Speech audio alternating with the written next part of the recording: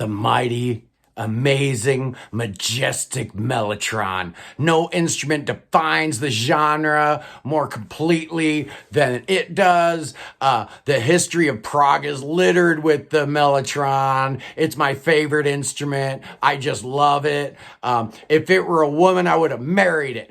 Greetings, salutations, respect, and love to all my prog rock brethren here in the United States and around the world. It's a beautiful Wednesday here in central Ohio. Got the lawnmower man out mowing my lawn. So, disregard any of that outside noise if you hear it. But I am going to be talking about the Mellotron and why it's my favorite instrument and why I love it so much.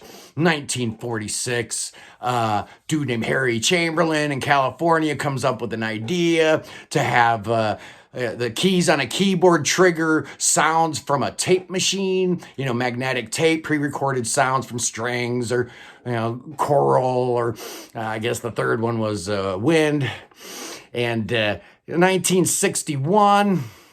he sends a guy named Bill Franzen to the UK looking for a manufacturer for said magnetic tapes and tape heads and capstans and stuff. He meets with the Bradley brothers, Frank Norman and Les. I guess he forgets to tell them that he didn't own the company, so he's signing all these agreements with the Bradley brothers. They form a new company called Bradmatic. And within a couple of short years, the Mark I Mellotron was born. 1963, they made 10 of them. 1964, the next year, they come out with a new and improved version. They made 160 of those.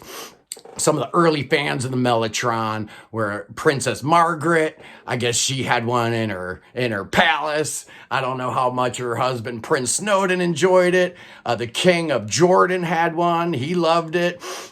L. Ron Hubbard, the father of Scientology, had an early Mellotron. He had it set up in his Scientology church. It's just crazy.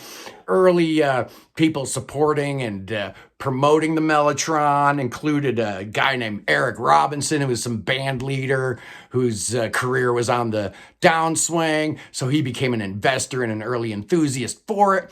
And then in the UK, there was a magician by the name of David Nixon who would be doing all this crazy stuff and pushing the Mellotron. The guys in California, Chamberlain heard about this. He was none too happy that the Bradley brothers were stealing his technology. So there were lawsuits. I guess they settled it in 1966, where the Bradley brothers would make the Mellotron and Chamberlain would make the Chamberlains. In 1970, they come up with a new model. Oh, no, it's actually 1968, the M300. They made 60 of those, but it was in 1970, the M400. They made 1,800 of them. So most of the great Mellotron that we hear from the 70s is that M400. It's the one I used on the thumbnail. It's the most common one. Yeah, the companies, both of them, they all went out of business. Later on, they came back, and Mellotron is now a ongoing concern again. I guess the Bradley grandkids took over. But, the early enthusiasts of the Mellotron included back in 1965, the first song recorded and released with the Mellotron. That was a guy named Graham Bond. The song was Baby, Can It Be True? Oh, it's true. The Mellotron's on that thing. The very next year, Manfred Mann had the first hit with a Mellotron in it, and the song was called Semi-Detached Suburban Mr. Jones. The next year, the Mellotron just exploded. You had Strawberry Fields Forever. The Beatles were big fans of the Mellotron. I guess they had, John and Paul had received word from an employee at Bradmatic that the Mellotron was the way to go. There was an early employee at Bradmatic by the name of Mike Pinder, who was one of the early employees, and his job was to test the instruments before they went out. And I guess he learned real early on that the Mellotron was going to be a big part of his future. Obviously, the Moody Blues used that Mellotron so amazingly on their first 7 albums. And I guess Mike Pinder was the one who talked John and Paul into buying one. Also in 1967, the Rolling Stones do their Satanic Majesty's Request, and there's Mellotron all over that thing. Fast forward to 1969, Robert Fripp is forming King Crimson, and they actually buy 2 Mellotrons. He was concerned because he didn't want to sound too much like the Moody Blues, but there was really no other substitute for the instrument, so he went ahead, and they don't sound nothing like the Moody Blues. He had nothing to worry about there.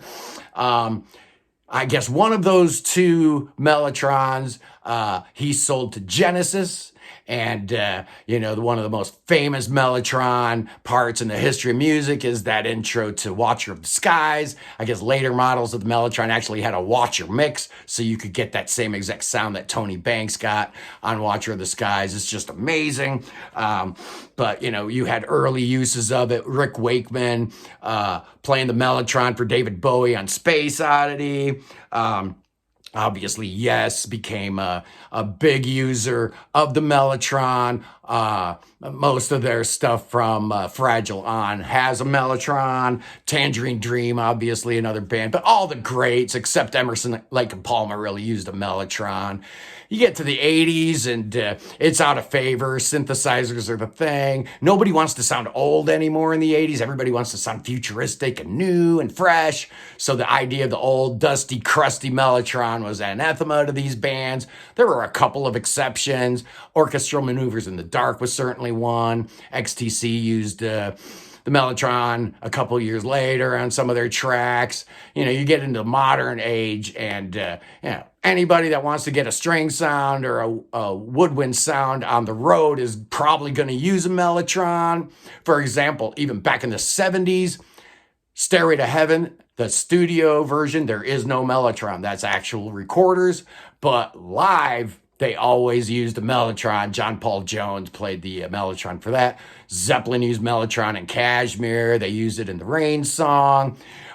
Aerosmith used Mellotron and Dream On. It was just everywhere in the 70s. But like I said, once the 80s came on, nobody cared. They didn't want to have that sound anymore.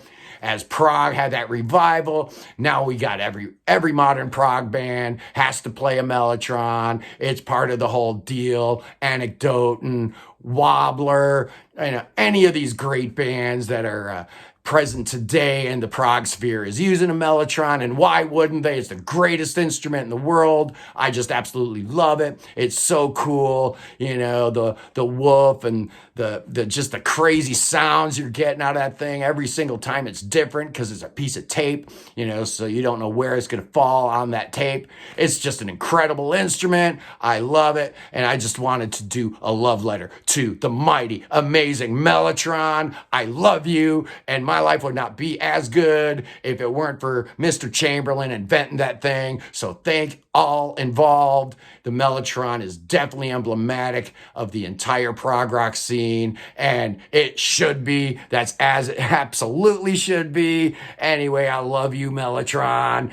I love you guys. I just wanted to do a quick rundown on my favorite musical instrument of all time. And one of these days, I'd really love to have one in this room so I could play a little bit, but they're not cheap. Anyway, I'll see you guys soon with part 3 for your obscure prog rock albums. I'll see you on the flip flop. Peace.